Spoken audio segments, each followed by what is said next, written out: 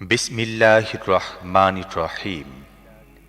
হে ঈমানদারগণ, যদি তোমরা আমার পথে জিহাদ করার জন্যে এবং আমার সন্তুষ্টি লাভের উদ্দেশ্যে জন্মভূমি ছেড়ে ঘর থেকে বেরিয়ে থাকো, তাহলে আমারও তোমাদের শত্রুদেরকে বন্ধু হিসেবে গ্রহণ করবে না।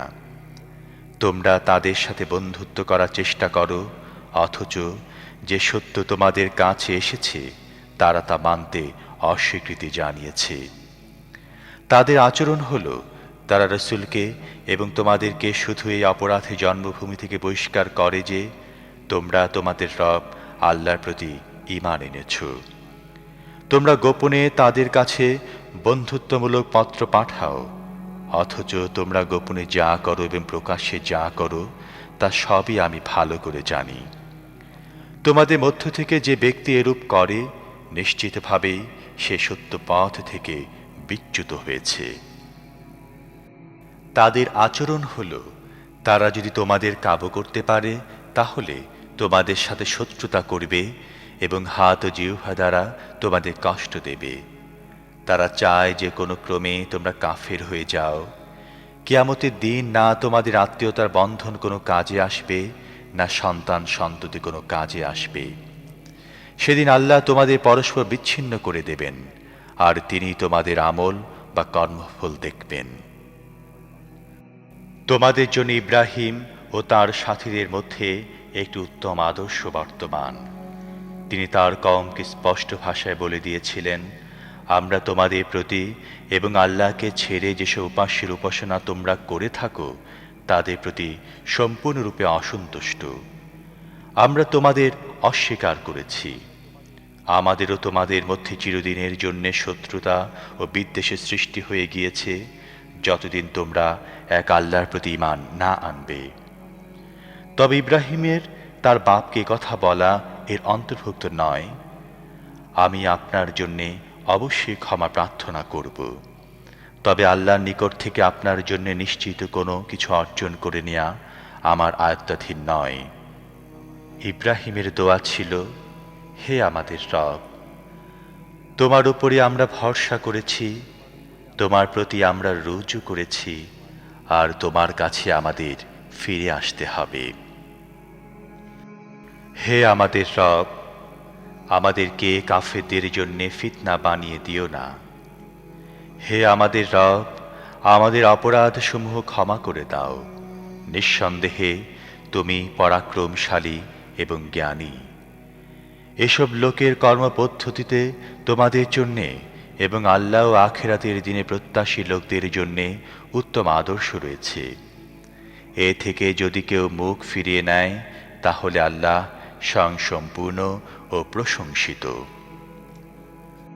অসম্ভব নয় যে আজ তোমরা যাদের শত্রু বানিয়ে নিয়েছ, আল্লাহ তাআলা তাদেরও তোমাদের মধ্যে কোনো এক সময় বন্ধুত্ব সৃষ্টি করে দেবেন।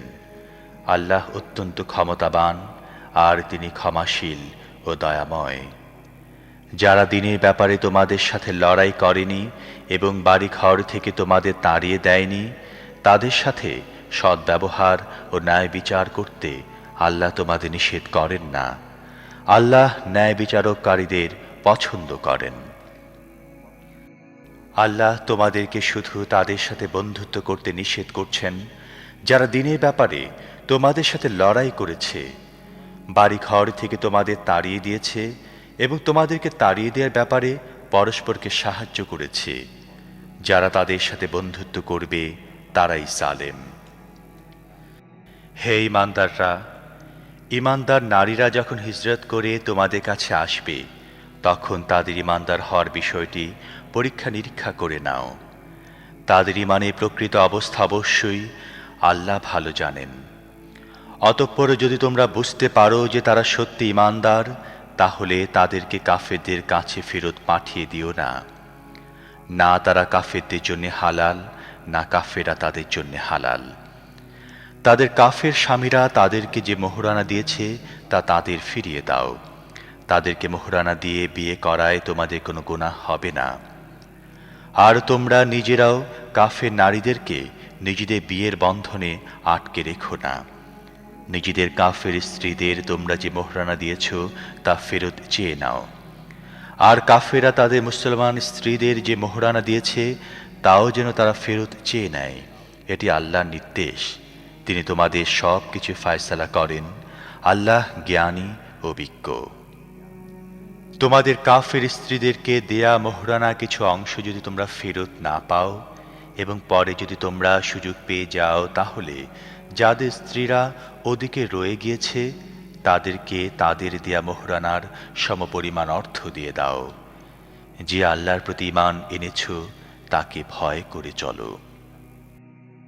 হে নবী, ঈমানদার নারীগণ যখন তোমার কাছে বায়াত গ্রহণের জন্য আসে এবং এই মর্মে প্রতিশ্রুতি দেয় যে তারা আল্লাহর সাথে কোনো কিছুকে শরীক করবে না, চুরি করবে না, জিনা করবে না, নিজেদের সন্তানদের হত্যা করবে না, সন্তান সম্পর্কে কোনো অপবাদ তৈরি করে আনবে না এবং কোনো ভালো কাজে তোমরা অবাধ্য হবে না, তাহলে তাদের থেকে বায়াত গ্রহণ করো এবং তাদের মাগফিরাতের জন্য দোয়া করো। নিশ্চয় আল্লাহ ক্ষমাশীল ও মেহেরবান। হে ঈমানদারগণ, যাদের উপর আল্লাহ গজব নাজিল করেছেন তাদেরকে বন্ধু হিসেবে গ্রহণ করো না। আখিরাত সম্পর্কে তারা ঠিক তেমনি নিরাশ যেমন কবরস্থ কাফেরা নিরাশ।